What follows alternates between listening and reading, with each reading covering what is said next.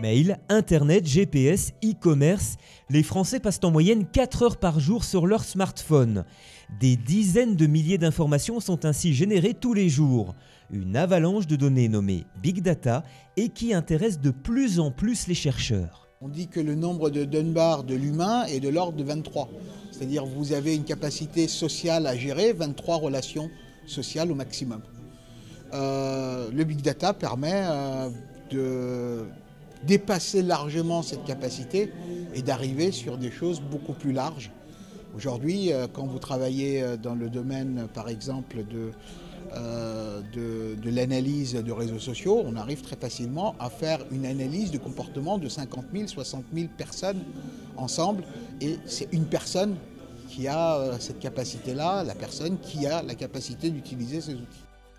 Développer des technologies d'acquisition des données pour ensuite les traiter à grande échelle, c'est précisément le travail d'About Goods, basé à Crangevrier en Haute-Savoie. La jeune entreprise innovante recueille des données relatives aux actes d'achat, types de produits et magasins. Elle s'appuie pour cela sur 5000 utilisateurs réguliers, anonymes et volontaires qui prennent en photo leur ticket de caisse via l'application T'achètes quoi ? Une solution développée par About Goods, des informations traitées, affinées et exploitées pour le compte de grandes entreprises, marques, instituts de sondage. Objectif, toujours mieux cerner les attentes des consommateurs.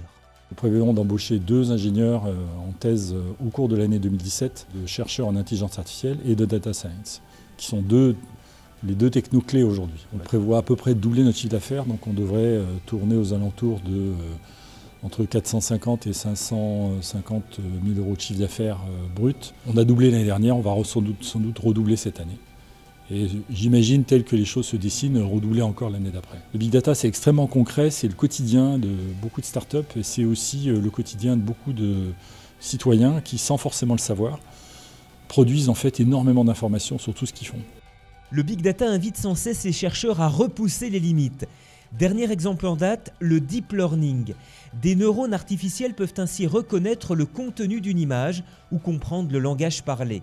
Le laboratoire d'intelligence artificielle a d'ailleurs été créé à Paris, avec à sa tête le célèbre chercheur Yann Lequin. Yann Lequin a fait un petit calcul assez simple, mais il a calculé qu'en 2050, on serait capable de créer des machines qui auraient la capacité, en termes de neurones et de synapses, du cerveau humain. Ça ne veut pas dire qu'on sera capable de... Parce qu'après, il faut arriver à le faire fonctionner, ça. Mais voilà, ça veut dire qu'on va tendre quand même vers des choses un peu inquiétantes qui font que les machines vont avoir des capacités de plus en plus proches de celles du cerveau humain. Avec derrière, ça c'est la deuxième remarque que je fais, et ça c'est déjà des questionnements qu'on a, nous, en tant que chercheurs. Quelles sont les limites qu'on va donner à ces machines qui sont intelligentes ? Le Deep Learning fait débattre la communauté scientifique.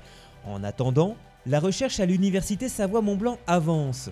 À Polytech Annecy-Chambéry, un groupe d'étudiants vient de mettre au point un canapé intelligent. Il détecte le nombre de personnes assises et leur durée de sédentarité. Une application possible pour l'observation à distance des personnes âgées maintenues à domicile.